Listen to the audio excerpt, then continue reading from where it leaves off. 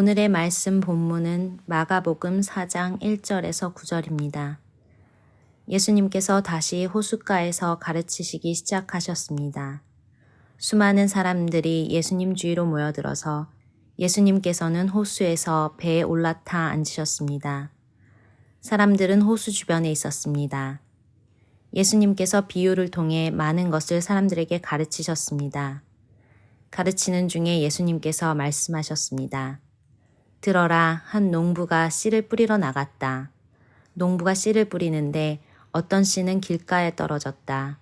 그러자 새들이 와서 씨를 모두 먹어버렸다. 어떤 씨는 흙이 거의 없는 돌무더기에 떨어져 곧 자랐으나 땅이 깊지 않았다. 해가 돋자 싹이 말랐고 뿌리가 없어서 시들어버렸다. 또 다른 씨는 가시덤불 속에 떨어졌다. 가시가 자라서 싹이 자라지 못하게 했기 때문에 싹은 열매를 맺지 못했다. 또 다른 씨는 좋은 땅에 떨어졌다. 싹이 나고 자라서 열매를 맺어 어떤 것은 30배, 어떤 것은 60배, 어떤 것은 100배의 열매를 맺었다. 예수님께서 들을 귀 있는 자여 들어라 하고 말씀하셨습니다. 고대 팔레스타인 지역은 대부분 농경 지역이라서 구약 성경에는 곡식을 거두는 추수 이미지가 자주 사용됩니다. 특히 추수는 하나님께서 그분의 약속을 마침내 이루시는 때를 가리키는 이미지로 많이 사용이 됐는데요. 이스라엘 백성들이 바벨론의 포로로 잡혀갔을 때 몇몇 예언자들은 장차 다가올 추수의 때와 함께 새로운 씨가 뿌려질 것에 대해서 이야기했습니다. 하나님이 그분의 백성을 그들의 땅에 씨 뿌리시고 언약을 갱신하셔서 언젠가 새로운 수확을 이루실 것을 말씀하고 있습니다. 이스라엘 백성들은 그때를 기다리면서 살았던 거죠. 그런데 드디어 오늘 본문에서 예수님이 씨 뿌리는 비유를 말씀하고 계세요. 가버나움 근처 갈릴리 호수 북쪽에는 해변가에 자연적으로 생긴 원형극장 모양의 지형들이 있었습니다. 사람들이 이곳에 모여왔고요. 그곳에서 예수님의 말씀을 들었습니다. 예수님의 입에서 드디어 씨 뿌리는 비유가 전해질 때 그들은 흥분하면서 귀 기울여 들었을 것입니다. 얼마나 오랫동안 기다렸던 말씀입니까? 드디어 하나님이 그분의 백성인 자신들을 회복시키실 것이라고 하는 메시지가 그 안에 담겨 있었기 때문이잖아요. 그들이 처한 모든 상황이 이제 달라질 것입니다. 하나님께서 일으키시는 해방을 맛보게 될 것입니다. 이 말씀을 얼마나 큰 기대와 감격 속에 들었을까요? 그런데 예수님이 청중들이 상상도 못하는 이야기를 바로 다음에 하십니다. 예수님의 말씀과 사역을 통해 그들에게 쏟아 부어지는 하나님의 역사가 기대한 것만큼 그렇게 많은 결과를 맛보지 못하고 있다라는 거예요. 씨는 뿌려졌는데 그 중에 많은 씨앗들이 낭비되고 있습니다. 우리가 잘 아는 비유의 내용을 한번 살펴볼까요? 새들이 와서 씨앗들을 먹어버렸습니다. 어떤 씨는 빨리 자라긴 했는데 뿌리가 없습니다. 또 어떤 씨는 가시덤불에 둘러싸여서 질식당하고 점점 사그라듭니다. 예수님은 이 비유를 통해서 말씀을 듣는 사람들에게 경고를 하고 계세요. 지금 예수님을 통해 그들이 보고 있는 일들은 하나님이 이뤄가시는 새로운 사역이 맞습니다. 하지만 정작 그 역사를 눈앞에서 보고 있는 이스라엘 백성들은 하나님의 씨를 받아들여서 풍성한 열매를 거둘 수 있는 그런 밭으로 준비되어 있지 않았어요. 하나님의 백성으로 인정받을 만한 준비가 되어 있지 않았다라는 뜻이죠. 그들은 하나님의 긍휼과 자비 대신에 심판과 외면을 당할 수 있었습니다. 여러분, 하나님 나라는 계속해서 확장되어 가고 있었어요. 농부가 수확을 거둘 때 30배, 60배 혹은 100배 열매를 거두는 것 같은 그런 때가 앞으로 올 겁니다. 하지만 그 수확이 이스라엘 백성들이 생각하는 것처럼 그들 자신의 것이 아닐 수 있다는 거예요. 아무리 추수의 때가 찾아오는 걸 열광적으로 기다린다고 해도 정작 그들은 수확에 참여조차 하지 못할 수 있습니다. 이 말씀이 오늘 우리에게 던져주는 메시지가 무엇인가요? 하나님은 기독교가 쇠퇴해가는 서구 사회에서 여전히 지금도 그분의 일을 하고 계십니다. 예수님이 보여주신 것과 같은 새롭고 열정적인 신앙운동이 지금도 곳곳에서 일어나고 있어요. 그런데 정작 우리는 그 일에 참여하지 못할 수 있습니다. 말씀을 듣고 쉽게 흥분하지만 삶의 구체적인 상황과 연결하는 능력이 우리에게 없죠. 말씀을 듣고 무엇인가 해야겠다라고 결심을 해보지만 정작 돌아서면 이런저런 일들로 바빠서 들은 말씀을 잊어버리곤 합니다. 말씀의 씨앗을 새들이 먹어치우고 덤불이 막아도 우리는 아무런 대책도 세우지 않고 살아갈 수 있습니다. 하나님의 말씀을 듣고 감동을 받아서 제가 은혜를 누립니다 고백하는 것만큼 중요한 일이 또 있습니다. 그것은 하나님의 말씀을 내 삶 속에 깊이 뿌리내릴 수 있게 실천하고 적용하는 일입니다. 그래서 나중에 때가 무르익어 수확을 거둘 때 풍성한 열매가 맺힐 수 있게 해야 됩니다. 사랑하는 성도 여러분, 하나님이 추수하실 때 우리도 참여해야 되지 않을까요? 오늘 하루 그리고 내일을 살면서 말씀과 치열하게 씨름하십시오. 그리고 그 말씀이 내 삶을 변화시키는 주체가 될 수 있도록 여러분의 삶 속으로 하나님이 주신 그 말씀을 받아들이시기를 바랍니다. 이제 오늘 주신 말씀을 붙잡고 다음의 기도 제목으로 함께 기도하시겠습니다. 하나님의 천지 창조가 말씀으로 시작되었듯이 우리 삶에도 하나님의 말씀으로 인한 놀라운 변화가 일어나게 해주소서. 하나님의 말씀을 듣고 은혜와 감동을 받는 것에 그치지 않게 하시고 주신 말씀을 가슴에 품고 묵상하고 삶에 적용함으로 풍성한 열매를 거두게 하소서.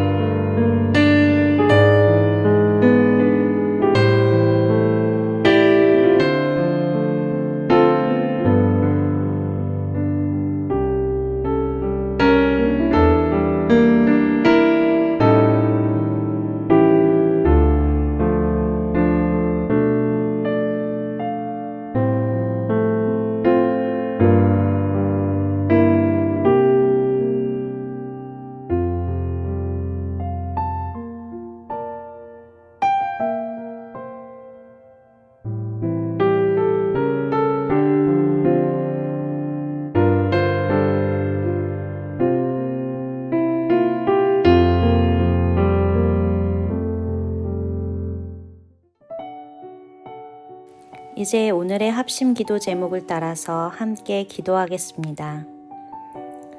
충분한 양의 백신이 생산되고 투여되어 전 세계 사람들이 코로나 바이러스를 이겨낼 수 있게 하소서. 코로나로 인해 무너진 개인, 가정, 사회, 나라의 육체적, 정신적, 영적인 삶이 회복되게 하소서. 정부 차원의 지원은 물론 교회를 비롯한 여러 단체들의 수고로 소외된 이웃이 없게 하소서.